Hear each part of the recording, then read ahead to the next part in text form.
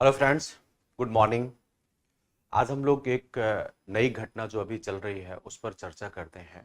और वो ये है कि वेनेजुएला में जो अभी अमेरिका ने ऑपरेशन किया है उससे विश्व व्यवस्था में क्या परिवर्तन आ सकते हैं और किस तरीके की समस्याएं उत्पन्न हो सकती हैं, उन सभी पर हम लोग चर्चा करेंगे। तो वेनेजुएला में जैसा कि आपने देखा कि अभी ये वेनेजुएला है, यहाँ पर ये लैटिन अमेरिका का देश है, छोटा सा। यहाँ पर यूएस ने अभी 3 जनवरी 2026 को एक ऑपरेशन चलाया था। खुफिया ऑपरेशन ऑपरेशन था जिसमें अमेरिका की सेना, इसको डेल्टा फोर्स कहा जाता है, और सीआईए दोनों ने मिलकर के ये ऑपरेशन चलाया। और उसी रात उसी ऑपरेशन से वेनेजुएला के राष्ट्रपति मादुरो को अरेस्ट कर लिया। साथ में उनकी पत्नी सिलिया फ्लोरेंस को भी वहां पर अरेस्ट किया गया। दोनों को उन्होंने अरेस्ट करके और यूएस ले गए। जैसे उनको गिरफ्तार किया उसके तुरंत बाद अमेरिका का एक जहाज आया और फिर विमान के द्वारा न्यूयॉर्क ले जाया गया। वहां पर मादुरो और उनकी पत्नी सिलिया को डीईए और संघीय एजेंटों के नेतृत्व में रखा गया। और इसके बाद उनके ऊपर एक मुकदमा दर्ज किया गया, मुकदमा लगाया गया जिसमें कुछ आरोप रखे गए। आरोपों में जैसे कि उनके ऊपर एक आरोप है नार्को टेररिज्म का, कि नार्को मतलब वहां पर जो भी मादक पदार्थ होते हैं वो अमेरिका में तस्करी किए जाते हैं, बेचे जाते हैं। मतलब कोकीन की तस्करी के बारे में एक आरोप है। दूसरा है कि हथियारों की अवैध तस्करी मादुरो के द्वारा की जाती रही है। इसको लेकर के उनके पास आरोप लगाया गया। अब प्रश्न ये उत्पन्न होता है कि क्या अमेरिका के द्वारा ये जो घटना को अंजाम दिया गया ये सामान्य है या असामान्य है। अब इन दोनों दृष्टिकोणों से हम इसकी चर्चा करें। ये कैसे एक सामान्य घटना है यूएसए के लिए, और कैसे ये एक असामान्य घटना है विश्व के लिए। यूएसए के लिए ये सामान्य घटना इसलिए है क्योंकि यूएसए ऐसा नहीं है कि इस घटना को पहली बार अंजाम दे रहा है। इससे पहले भी वो पिछले अगर 30 सालों के दौरान देखा जाए तो यूएसए ने ऐसी घटनाओं को अनेकों बार अंजाम दिया है। जैसे आप देखिए, हैती में भी यूएसए ने इसी तरीके का काम किया। इसके बाद वर्ष 2003 में मध्य पूर्व में इराक में जब सद्दाम हुसैन की सत्ता हुआ करती थी तो उनको सत्ताच्युत किया और अंततः उनको मार भी दिया गया। वर्ष 2009 में लीबिया में मुअम्मर गद्दाफी के ऊपर अटैक किया और वहां पर भी सत्ता परिवर्तन किया। उन्होंने कई बार ऐसे प्रयास और भी बहुत सारे देशों में किए हैं। जैसे कि ईरान पर भी उन्होंने 2-3 बार ऐसा प्रयास किया। अभी कुछ दिनों पहले सीरिया में एक वहां के जन असंतोष को भड़का करके वहां पर यूएसए का पूरा रोल रहा है। तो अमेरिका इस तरह की घटनाओं को पहले भी अंजाम देता रहा है, उसके कई उदाहरण हमें मिलते हैं। तो ऐसी स्थिति में हम कह सकते हैं कि यूएसए के लिए तो ये एक सामान्य घटना है, लेकिन विश्व के लिए ये एक असामान्य घटना है। असामान्य घटना इसलिए है क्योंकि आमतौर पर देशों के नेताओं को अंतरराष्ट्रीय अदालतों के माध्यम से प्रत्यर्पित करवाया जाता है। अगर किसी भी देश का नेता तानाशाही या वहां पर किसी भी आपराधिक गतिविधियों में इन्वॉल्व होता है तो तरीका ये होता है कि उसको यूनाइटेड नेशन या कोई भी अन्य एजेंसी के द्वारा, जो कि अंतरराष्ट्रीय कोर्ट हैं, ट्रिब्यूनल्स हैं, उनके माध्यम से करवाया जाता है। लेकिन यहां पर अमेरिका ने अपनी गतिविधि को अंजाम दिया। तो विश्व के दृष्टिकोण से तो ये एक असामान्य घटना है। अब थोड़ा सा परिचय हमें ये देखना चाहिए कि आखिर वेनेजुएला में जो अटैक हुआ वो क्यों हुआ और वेनेजुएला की स्थिति क्या है। अगर हम वेनेजुएला के लोकेशन के बारे में बात करें तो आप स्पष्ट तौर पर देख रहे होंगे कि ये लैटिन अमेरिकी देश है, कैरेबियन से जुड़ा हुआ देश है, और दक्षिणी अमेरिका के उत्तरी तट पर है।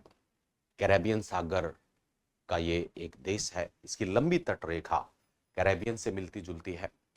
पश्चिम में कोलंबिया है, और इसके बाद इसके दक्षिण में ब्राज़ील विद्यमान है, जो कि एक लैटिन अमेरिका का बड़ा देश है, दक्षिण अमेरिकी देश है। पूरब में अगर आप इसको देखेंगे तो यहाँ पर गुयाना है। तो इस तरीके से लैटिन अमेरिका एक अच्छी सिचुएशन है।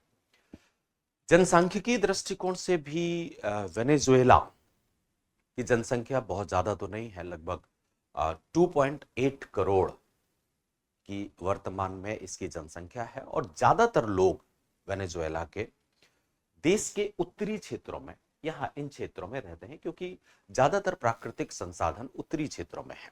देश की राजधानी भी काराकास है, जो कि उत्तरी क्षेत्र में है। यहाँ पर राजधानी काराकास है। तो ये लगभग जो काराकास है वहां पर बहुत ज्यादा जनसंख्या नहीं है, 5 लाख की जनसंख्या रहती है। अगर हम इसके पूरे क्षेत्र के बारे में चर्चा करें तो ये एंडीज पर्वत श्रृंखला के पश्चिम में वेनेजुएला की कोलंबिया के साथ साथ सीमा को लेकर के अवस्थित है। तो क्षेत्र भी अच्छा है। अमेजन रेन फॉरेस्ट का डोमिनेंस है यहाँ पर। ज्यादा से ज्यादा अमेजन रेन फॉरेस्ट यहाँ पर पाए जाते हैं, जो ब्राजील के उत्तरी क्षेत्र में फैले हुए हैं। अगर नेचुरल प्रॉपर्टी को देखा जाए कि वेनेजुएला में क्या क्या है, तो तेल भंडार यहाँ पर दुनिया के सबसे तेल भंडार बड़े भंडारों में से एक है।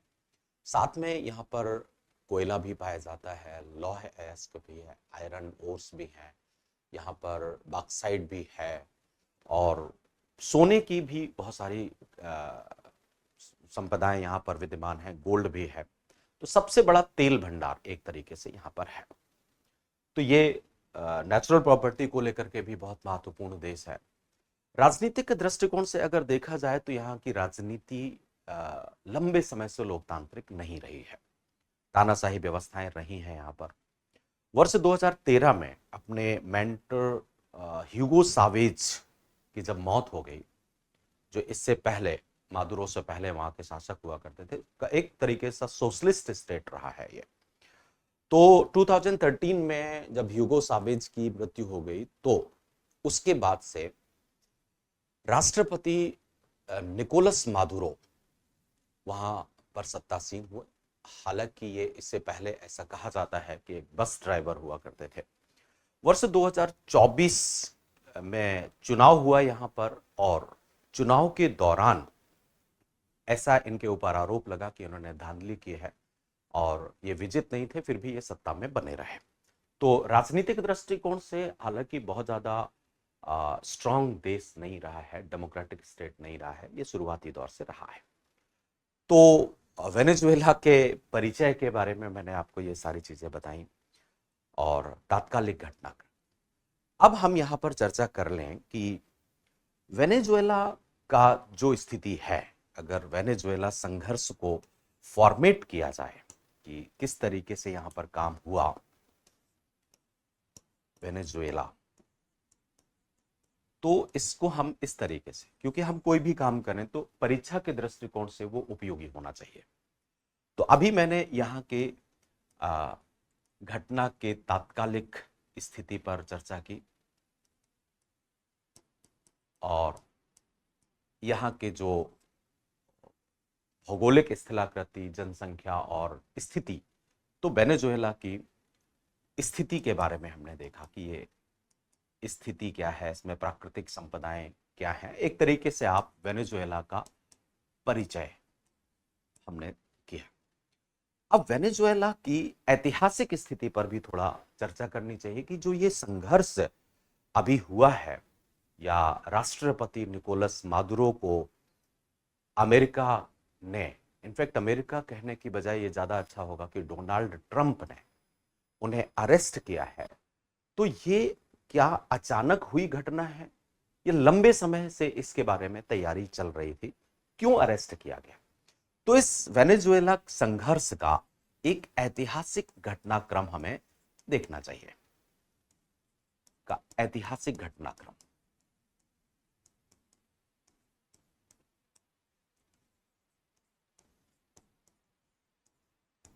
इसमें आप देखिए कि पिछले कई वर्षों से मादुरो पर अमेरिका ने आरोप लगाए, और आरोप ऐसे रहे हैं कि मादुरो नार्को टेररिज्म मतलब ड्रग तस्करी से जुड़े हुए हैं और ड्रग तस्करी के साथ साथ ये आतंकवाद का भी समर्थन करते रहे हैं। अमेरिका में जो कोकीन अवैध तरीके से प्रवेश होती है उसमें मादुरो का बहुत बड़ा रोल रहा है। तो कोकीन का आयात मादुरो में अमेरिका में जितने भी तस्कर करते रहे हैं उनका मादुरो समर्थन करते रहे।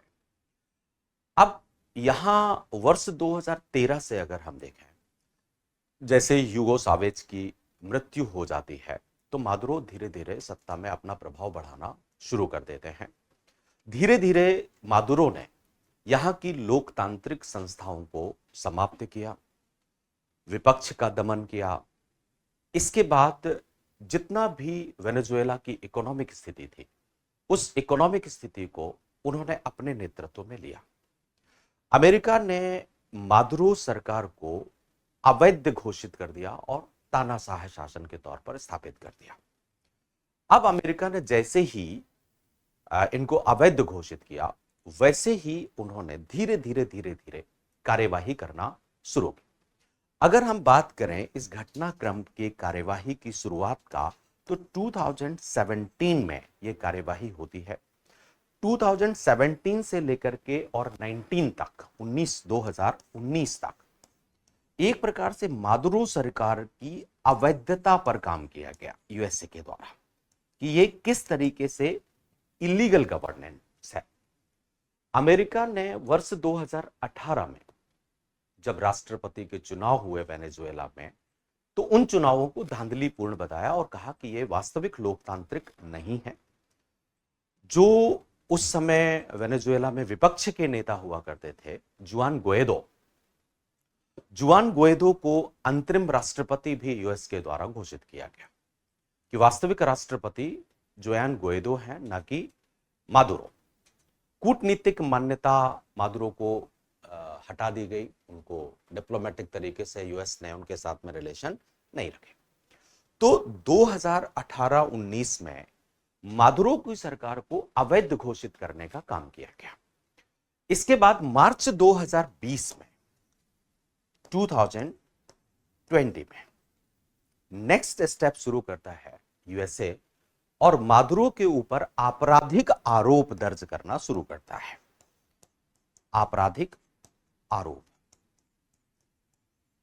आपराधिक आरोपों में वही सब कि अंतरराष्ट्रीय ड्रग तस्करी होती है, FARC के साथ साथ इसकी मिली भगत है, कोकीन की सप्लाई अमेरिका में की जाती है, ये सारी चीजें अमेरिका ने लगाया। इस समय ये पहली बार था जब किसी कार्यरत राष्ट्रपति पर अमेरिका ने इस तरीके के आरोप लगाए थे। वर्ष 2020 से पहले किसी भी एक्टिंग प्रेसिडेंट या नेशन सुप्रीमो के ऊपर यूएस के द्वारा ऐसे आरोप नहीं लगाए गए थे। हालांकि उसके बाद से तो अनेकों बार इस तरीके के आरोप अनेकों राष्ट्रपतियों और शासन प्रमुखों के ऊपर लगाए गए। हाँ, एक बात जरूर है कि अमेरिका ने इससे पहले तानाशाही के आरोप जरूर लगाए हैं, चाहे वो 2003 में इराक के ऊपर सद्दाम हुसैन के ऊपर हो, या फिर 2009 में लीबिया के गद्दाफी के ऊपर हो, या फिर सीरिया में बशर अल असद।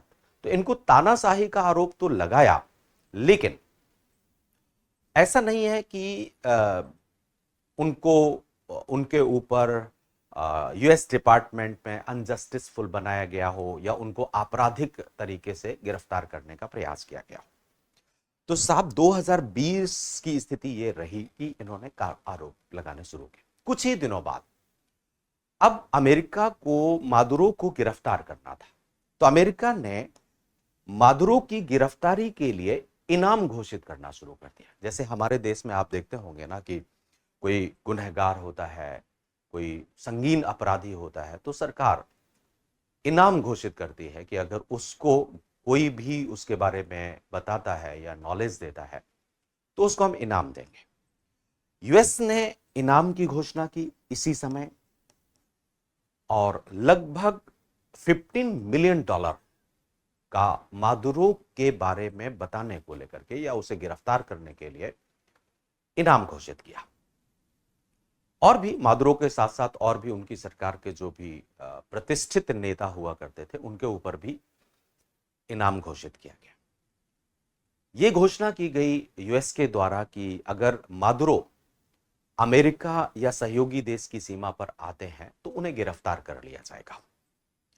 इसके बाद और आगे स्टेप बढ़ा, जब और आगे का स्टेप बढ़ा तो मादुरो के ऊपर अंतरराष्ट्रीय दबाव बनाने का प्रयास किया गया कि एक तरीके से इंटरनेशनल स्तर पर उनको बहिष्कृत किया जाना चाहिए। इंटरपोल रेड नोटिस जारी किया गया इनके अगेंस्ट। हालांकि ये जो इंटरपोल रेड नोटिस था ये स्वीकार नहीं हुआ था, लेकिन यूएस ने इसको करने में प्रयास किया। और इसके बाद बहुत सारे जो सहयोगी देश अमेरिका के हुआ करते थे और जो घनिष्ठ हैं, जो कि वेनेजुएला से थोड़ा सा दूरियां बना सकते हैं, उनके ऊपर दबाव बनाया गया कि मादुरो की जो जिन जिन देशों में संपत्ति है या वेनेजुएला की जिन जिन देशों में संपत्ति है उसको जब्त किया जाना चाहिए, मादुरो की यात्रा पर प्रतिबंध लगना चाहिए, बैंक खातों को सीज करने के लिए भी दबाव बनाया गया। तो इस तरीके से आपने देखा कि ये ऐसी घटनाक्रमों को अंजाम देता रहा। और ये ऐसा पहली बार नहीं है कि वर्ष 2025 में तुरंत जाकर के मादुरो को गिरफ्तार कर लिया गया, बल्कि ये जो प्रयास थे ये चावेज की मृत्यु के बाद से ही शुरू हो गए थे और 2017 से लेकर के और अब तक इन प्रयासों को तेज किया गया। अब प्रश्न ये उत्पन्न होता है कि जब ये सारा घटनाक्रम हो गया और अंततः आप देखते हैं कि 3 जनवरी 2025 को मादुरो को गिरफ्तार कर लिया गया। गिरफ्तार। अब ये सारी स्थितियां हो गई, उनके ऊपर मुकदमा चलाया जा रहा है।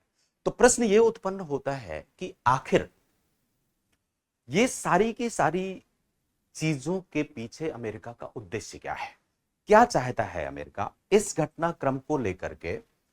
अमेरिका का वास्तविक उद्देश्य क्या रहा है,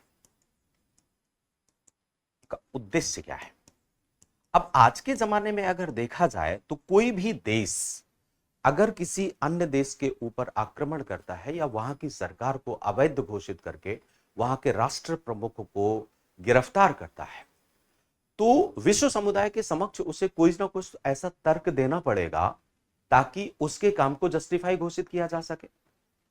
आज के जमाने में कोई भी युद्ध है तो वो एक समन्वयक प्रकृति का युद्ध होता है और उसमें ऐसा कोशिश करता है कोई भी देश जो आक्रांता होता है या उसको गिरफ्तार करने वाला, हमने जो काम किया है वो जस्टिसफुल है, वो न्याय संगत है। और जिस देश के राष्ट्र प्रमुख को गिरफ्तार किया गया है उसने हमारे देश की संप्रभुता, हमारे देश की लोक व्यवस्था, नैतिकता, इन सब पर क्षति पहुंचाई है। तो अमेरिका ने एक तरीके से जो घोषित उद्देश्य, 2 पार्ट में हम इसको बांट लेते हैं उद्देश्यों को। एक तो जो घोषित उद्देश्य हैं अमेरिका के वो, और एक दूसरे नंबर पर अमेरिका के वास्तविक उद्देश्य क्या है। उद्देश्य यहां पर एक आइडियलिस्टिक अप्रोच को रखा जाता है और यहां पर एक रियलिस्टिक अप्रोच को रखा जाता है। तो उसने जिन उद्देश्यों को घोषित किया उसमें तो 2-3 आरोप जो बताए गए हैं कि साहब तस्करी, ये जो मादक पदार्थ हैं या विशेषकर कोकीन है, वो कोकीन की तस्करी करता था, इस कारण से हमने गिरफ्तार किया। या दूसरा, ये आतंकवाद को बढ़ावा देता था, इस कारण से गिरफ्तार किया। इन सब कारणों से गिरफ्तार करने का कारण यूएस के द्वारा बताया गया, लेकिन वास्तविकता पूर्ण नहीं है, ये पूरी सच्चाई नहीं है। पूरी सच्चाई तो यह है कि अमेरिका अभी तक जिन जिन देशों के ऊपर ऐसा गतिविधि करता रहा है उसमें उसके वास्तविक उद्देश्य रहे हैं कुछ, ये सिर्फ घोषित करने के लक्ष्य हैं। वास्तविक उद्देश्य तो यह है कि वेनेजुएला के ऑयल पर, जो उसका तेल है, तेल पर अमेरिका की बड़ी लंबे समय से नजर रही है। वेनेजुएला के प्रति अमेरिकी नीति में मानवाधिकार या जियोपॉलिटिक्स, इससे भी कहीं ज्यादा उसकी ऑयल डिप्लोमेसी रही है। वो हमेशा से उसकी नजर रही है कि वेनेजुएला तेल का एक बहुत बड़ा भंडार है और उस तेल को पिछले लगभग 2 दशक से चीन के द्वारा उसका प्रयोग ज्यादा बढ़ रहा है। तो एक तो उसने आरोप लगाया कि ये जो ऑयल है ये चीन ज्यादा निस्तारित कर रहा है और ये अमेरिकी महाद्वीप का देश है, तो यहां पर अमेरिका का वर्चस्व होना चाहिए। इसके बाद और भी समाजवाद, क्योंकि वेनेजुएला में जो सरकारें थी वो समाजवाद थी, तो यहां पर ऑयल एक बड़ी समस्या रही है। दूसरी बात, यहां पर समाजवाद का विस्तार ना हो सके, क्योंकि चावेज से लेकर के और मादुरो तक ये समाजवादी शासन रहे हैं। ऐसी स्थिति में समाजवाद होने के कारण से वहां पर चीन और रूस का प्रभाव ज्यादा रहा है। तो अमेरिका एक तरीके से नो सोशलिस्ट जोन को पूरे के पूरे अमेरिकी कॉन्टिनेंट को घोषित करना चाहता है। तो इस कारण से भी उसने समाजवाद के विरुद्ध एक बैरियर लगाने के उद्देश्य से यह काम करना शुरू किया। तो आप यहां पर कह सकते हैं कि oil plus strategic control America चाहता रहा है। अब वेनेजुएला के ऑयल की स्थिति पर अगर चर्चा की जाए कि वहां पर क्या है, तो ये दुनिया के सबसे बड़े भंडारों में से एक है। एक अनुमान के मुताबिक अगर देखें तो लगभग 303 अरब बैरल तेल वेनेजुएला में है, जो दुनिया का सबसे बड़ा तेल भंडार है। और ऐसी स्थिति में यूएस कभी नहीं चाहेगा कि इतनी बड़ी ऑयल प्रॉपर्टी किसी और देश के पास में रहे। तो देश में 303 अरब बैरल ऑयल है। हालांकि वर्ष 2000 के बाद से वेनेजुएला तेल के दोहन में बहुत ज्यादा आगे नहीं था और धीरे धीरे कम होता चला गया।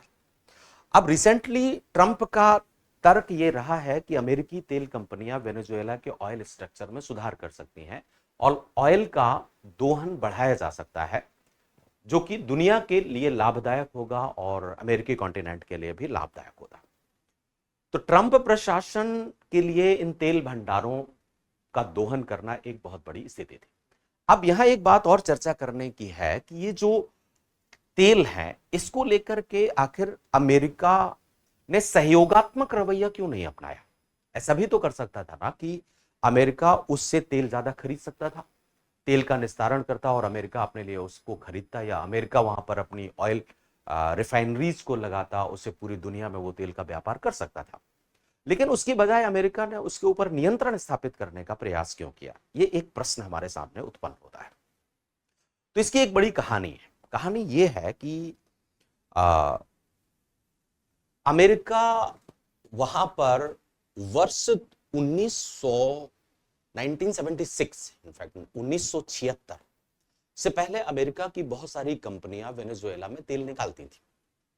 लेकिन 1976 में वेनेजुएला के ऑयल को राष्ट्रीयकृत कर दिया गया।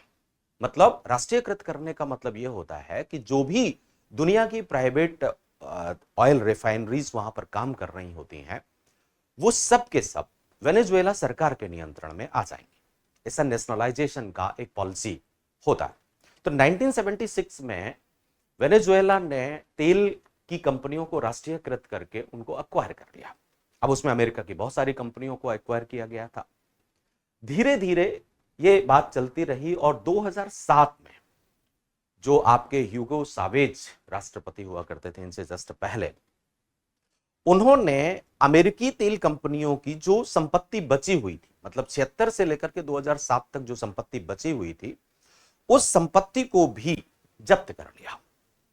तो अमेरिका और ज्यादा नाराज होगा कि संपत्ति को जब्त कर लिया गया।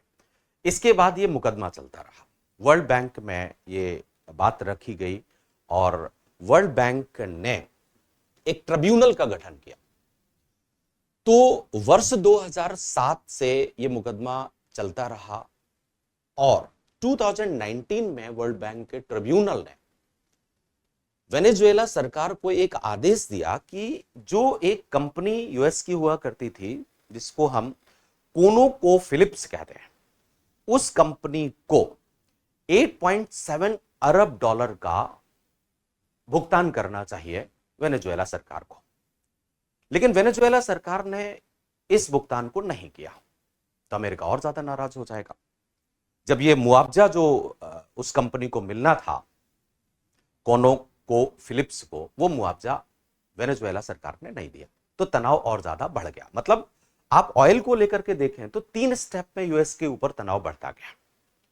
एक तो 1976 में नेशनलाइज करना ऑयल को, दूसरा वर्ष 2007 के बाद से अमेरिकी तेल कंपनियों की जो बची हुई संपत्ति थी उसको जब्त कर लेना, और तीसरे नंबर में आप देखिए कि जब वर्ल्ड बैंक ट्रिब्यूनल ने यह आदेश दिया कि कोनो को फिलिप्स को मुआवजा दिया जाना चाहिए तो वेनेजुएला सरकार ने उस मुआवजे को नहीं दिया। तो यहां पर समस्या तो हुई। नेशनलाइजेशन करने के बाद से वेनेजुएला सरकार की गलतियां तो थी, यूएस कंपनियों को वो चीजें मिलनी चाहिए। लेकिन अब यहां एक बात और आती है कि क्या उन कंपनियों के जब्त कर लेने से या वेनेजुएला सरकार के ऐसा ना करने से वेनेजुएला की ऑयल प्रॉपर्टी अमेरिका की हो जाती है? तो ऐसा तो बिल्कुल नहीं है। अब किसी भी देश की जो प्राकृतिक संपत्ति है, अगर कोई अन्य देश उस प्राकृतिक संपत्ति का दोहन करता है और इसके बाद वो राष्ट्र उस कंपनियों को राष्ट्रीयकृत कर लेता है, संपत्ति को जब्त कर लेता है, तो भी वैश्वीकृत कानूनों के मुताबिक उस देश की प्राकृतिक संपदा पर किसी और का नियंत्रण नहीं हो सकता। लेकिन अब अमेरिका ने सोचा कि ये तो हमारा तेल है, अब अमेरिका का तेल कैसे हो जाएगा साहब? तेल तो वेनेजुएला का ही है। आपकी ऑयल फैक्ट्रियां थी, आप उसके बारे में मुआवजा मुकदमा दर्ज करते, यूनाइटेड नेशंस में जाते, सब कुछ करते आप, लेकिन तेल तो हमेशा वेनेजुएला का ही रहेगा ना। तेल पर तो अमेरिका का नियंत्रण नहीं हो सकता। तो अमेरिका का झगड़ा जो था वो एक प्रकार से ऑयल कॉन्फ्लिक्ट आज का नहीं बल्कि 1976, 2007 और इसके बाद 2019 में वर्ल्ड बैंक के उस ट्रिब्यूनल के आदेश से यह झगड़ा बनता है। दूसरा आप देखिए कि समाजवाद होने के कारण से उसको और समस्या रही। इसके बाद ऐसा नहीं है कि अमेरिका की नजर केवल तेल को प्राप्त करना और समाजवाद को समाप्त करना था। वेनेजुएला की अन्य प्राकृतिक संपदा पर भी अमेरिका की नजर रही है।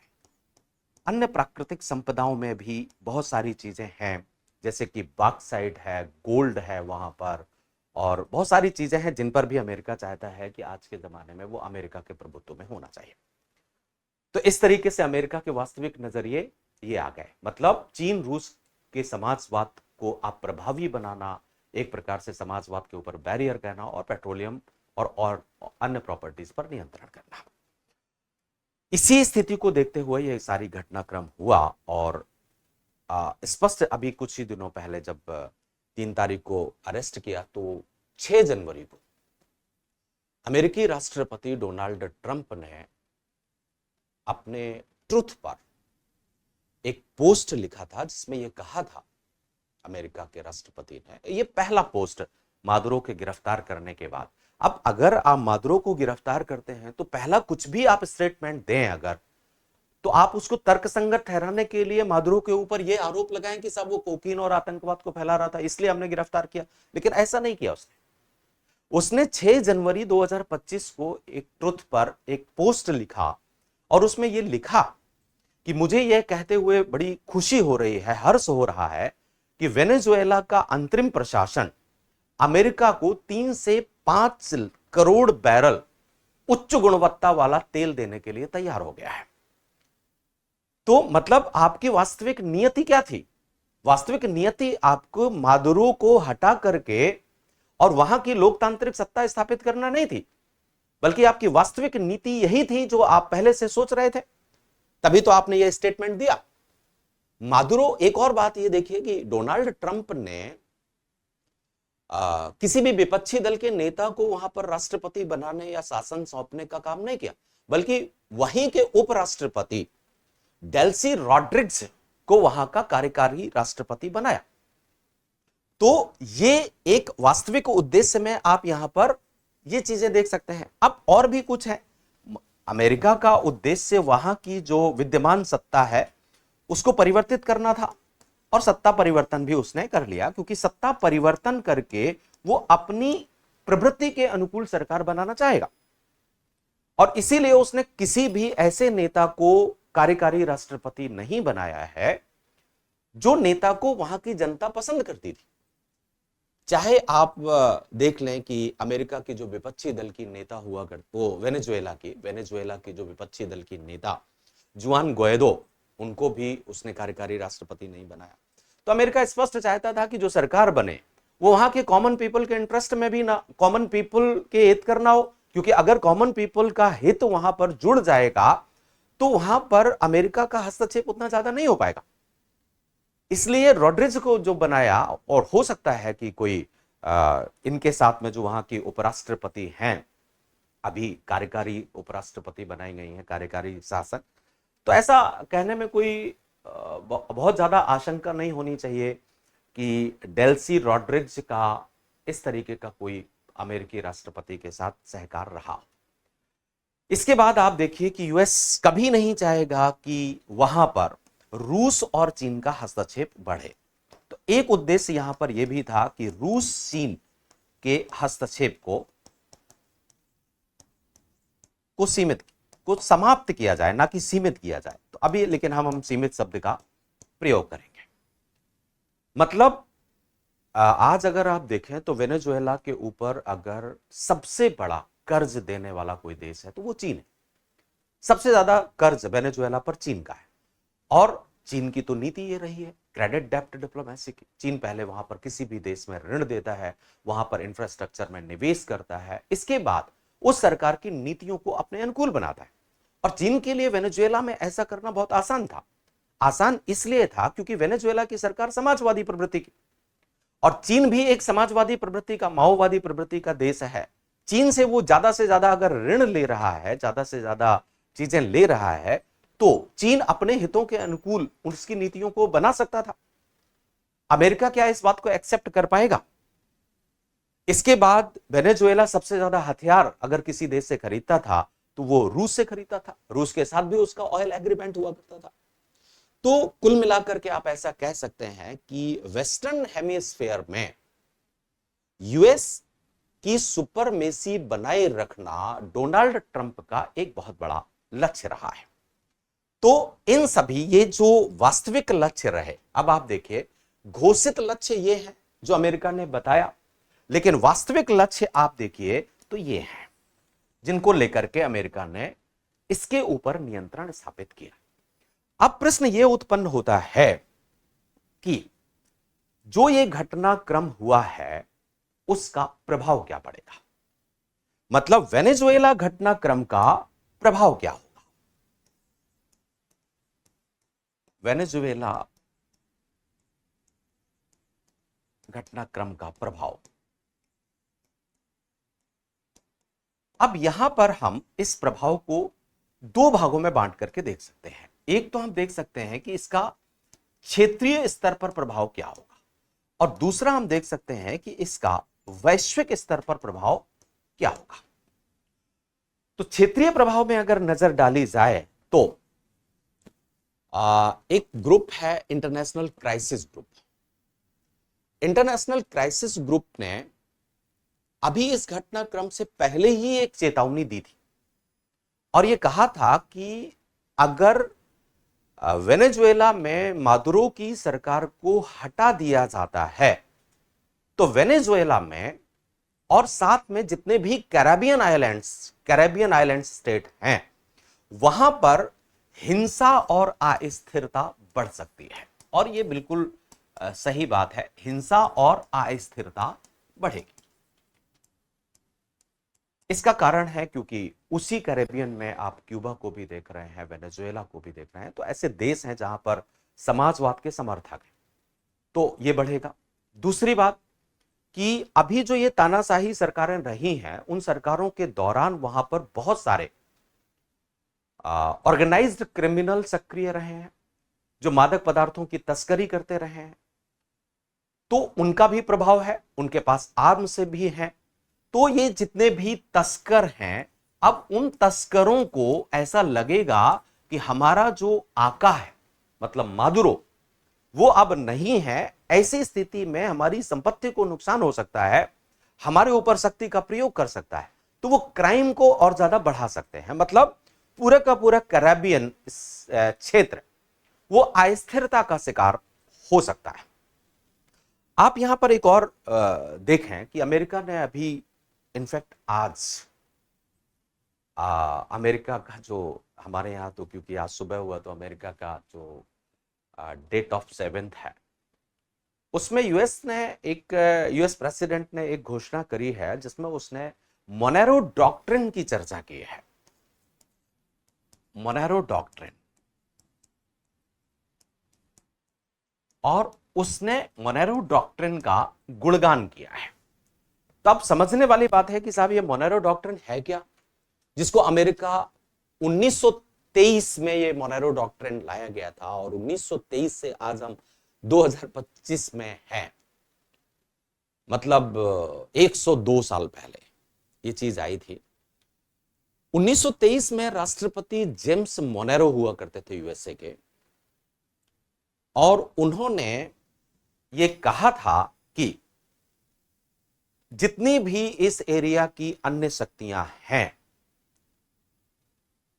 उनमें अमेरिका का प्रभाव सुनिश्चित होना चाहिए। मतलब सभी की सभी शक्तियां वो अमेरिका के नेतृत्व में काम करें। एक अमेरिका कुल मिलाकर के वेस्टर्न हेमिस्फीयर में, इनफैक्ट जिसमें वेस्टर्न यूरोप भी शामिल है, वहां पर वो पूरा प्रभाव अपने बनाए रखना चाहता था। मोनेरो डॉक्ट्रिन का मतलब होता है कि every country under the US should be under the US. तो इस तरीके से ये चीजें आई। अब अभी रिसेंटली जब ये अपना जश्न मना रहे थे मादुरो को गिरफ्तार करने का, मार ए लागो में वो एक जगह है, तो वहां पर जब जश्न मना रहे थे उसी दौरान ट्रंप साहब ने कहा कि मोनेरो डॉक्ट्रिन बहुत उचित है और उस पर हमें पुनः विचार करना चाहिए, उसको लेकर के आना चाहिए। इसका मतलब है कि अमेरिका अब ये चाह रहा है कि वेस्टर्न हेमिस्फीयर में अमेरिका का प्रभुत्व पुनः स्थापित होना चाहिए। तो ये एक बड़ा मैसेज दे रहा है कि क्या अब ग्लोबल वर्ल्ड जो कुछ दिनों से नियम आधारित विश्व व्यवस्था की मांग कर रहा था या विश्व में बहुध्रुवीयता आ रही थी, अमेरिका उस बहुध्रुवीयता को पसंद नहीं कर पा रहा है क्या? इस तरीके से वो ये बातों को लेकर के आ रहा है। अब इसको ऐसा तो है नहीं कि मोनेरो डॉक्ट्रिन को पहली बार डोनाल्ड ट्रंप लेकर के आए हैं, तो इसका मतलब है कि अमेरिका तो बहुत पहले से करता रहा। और बिल्कुल स्पष्ट प्रमाण भी मैंने आपको कही दिए हैं कि अमेरिका ने इस तरीके के हस्तक्षेप आज नहीं बल्कि अनेकों बार किए हैं, और पिछले 30 वर्षों में तो इसके कई उदाहरण दिखाई दिए। फॉर एग्जाम्पल 1994 में जब राष्ट्रपति विल क्लिंटन हुआ करते थे, तो उन्होंने हैती में सत्ता परिवर्तन करने के लिए लगभग 25,000 सैनिकों को तैनात किया था। एक एयरक्राफ्ट के माध्यम से 25,000 सैनिक वहां पर भेजे, एयरक्राफ्ट तैनात किया। हालांकि वहां पर कोई गोलीबारी नहीं करनी पड़ी और सत्ता परिवर्तन हो गया, क्योंकि हैती छोटा सा देश है। तो एक वो घटना हुई, फिर 2003 की घटना मैंने आपको बताई सद्दाम हुसैन की, फिर 2009 की मुअम्मर गद्दाफी की, फिर अभी कुछ ही दिनों पहले 2024 के अंत में बशर अल असद, इन सबका सत्ता परिवर्तन हुआ, और अभी ये मादुरो का सत्ता परिवर्तन हुआ। तो क्षेत्रीय स्तर पर ये सारी चीजें हो सकती हैं। हिंसा और अस्थिरता बढ़ सकती है, तस्करों का प्रभाव वहां पर बढ़ सकता है। अगर तस्करों का प्रभाव वहां पर बढ़ेगा तो आतंकवाद बढ़ेगा, आतंकवाद की स्थिति बढ़ सकती है। मोनेरो डॉक्ट्रिन को अगर अमेरिका पुनः स्थापित करना चाहता है तो अमेरिका कैरेबियन आइलैंड्स पर अपने प्रभुत्व को स्थापित करने की कोशिश करेगा। अब बात आती है कि वैश्विक स्तर पर इसका क्या प्रभाव पड़ेगा। तो ये एक गलत मैसेज पूरी दुनिया में गया। इनफैक्ट यूएन सेक्रेटरी ने भी इस बात को स्पष्ट किया है कि इससे विश्व व्यवस्था में एक नकारात्मक प्रभाव पड़ेगा।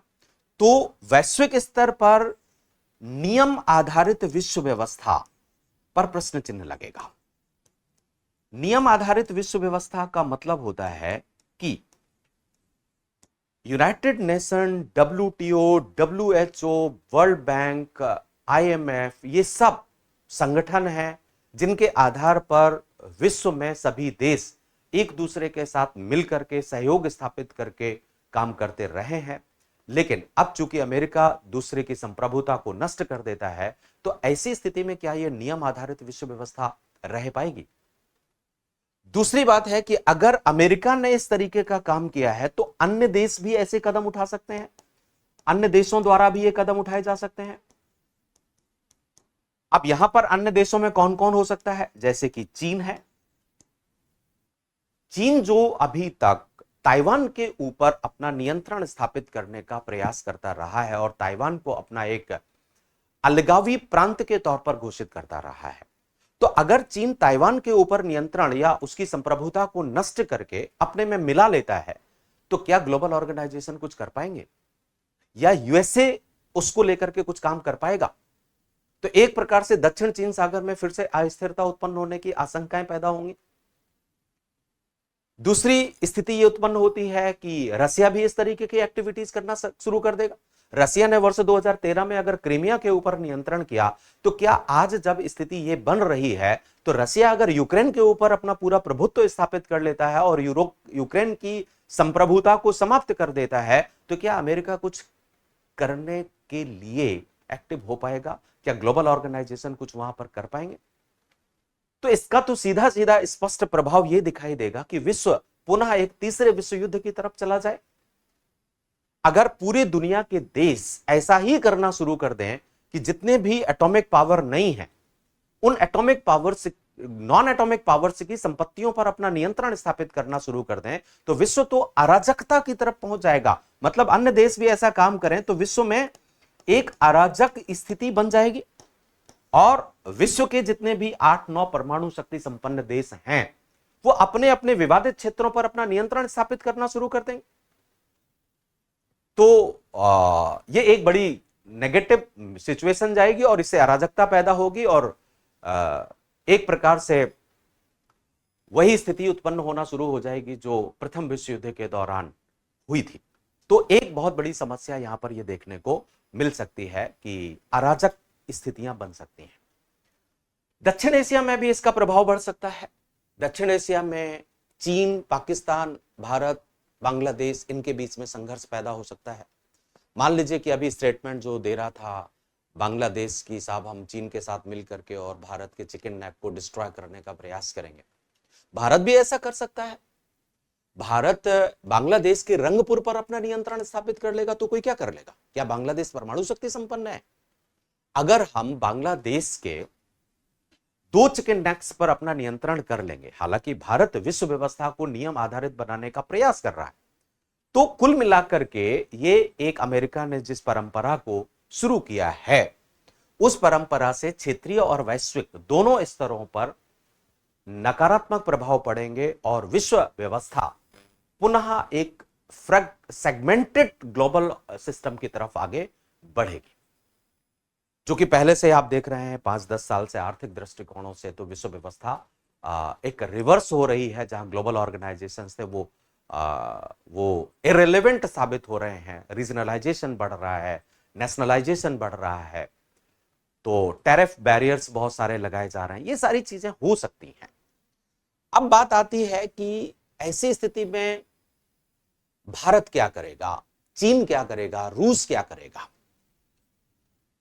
तो अमेरिका तो अपना नियंत्रण स्थापित करने की कोशिश करेगा। डोनाल्ड ट्रंप ने स्पष्ट किया है कि हम मोनेरो डॉक्ट्रिन को पुनर्जीवित करना चाहते हैं। तो हो सकता है कि अमेरिका इस तरीके की गतिविधियां करे तो पूरे के पूरे अमेरिकन हेमिस्फीयर्स में या वेस्टर्न हेमिस्फीयर में इस तरीके की शंकाएं बढ़ सकती हैं।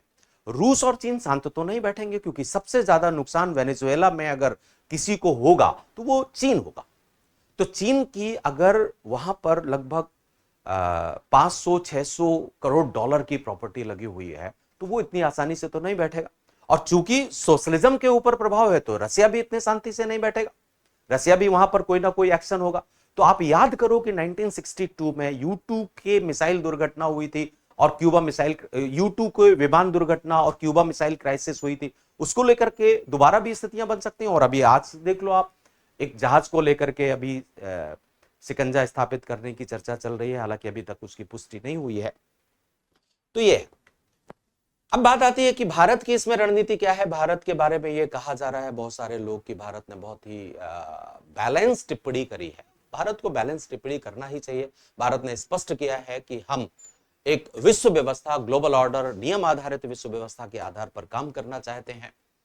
तो भारत ने अभी तक यही कहा है कि वेनेजुएला में जो भी भारतीय लोग रह रहे हैं, अप्रवासी हैं, उनकी सुरक्षा करना भारत की जिम्मेदारी है और भारत उन अप्रवासियों को लेकर के आएगा। अगर कोई भी अप्रवासी संकटग्रस्त अपने आप को महसूस करता है तो वो भारतीय एम्बेसी से संपर्क करे। भारतीय एम्बेसी वहां पर है और उसे हम भारत लेकर के आएंगे, उनकी मदद करेंगे। दूसरी बात है कि हमने अभी ना तो अमेरिका के पक्ष में कोई भी निर्णय दिया है और ना ही वेनेजुएला के पक्ष में निर्णय दिया है। हम चाहेंगे कि विश्व व्यवस्था के आधार पर पुनः स्थितियों को ठीक किया जाए। तो ये सारी के सारे सर्कमस्टांसेस हैं जो अभी चल रहे हैं। मतलब कुल मिलाकर के दो रिजल्ट यहां पर निकल करके आ सकते हैं कि अगर विश्व व्यवस्था को बनाए रखना है तो अमेरिकी डोमिनेंस को कम करना होगा और विश्व की शक्तियों को ग्लोबल ऑर्गेनाइजेशन में बैठ करके अमेरिका के ऊपर दबाव बनाने की आवश्यकता होगी। लेकिन दूसरी तरफ अमेरिका क्या चाहेगा? अमेरिका चाहेगा कि मेरा डोमिनेंस बना रहे, इसके लिए वो अपना प्रभुत्व स्थापित करने की चेष्टा करेगा। ये वेनेजुएला के बारे में सारे घटनाक्रम पर हमने चर्चा करी। Thank you very much.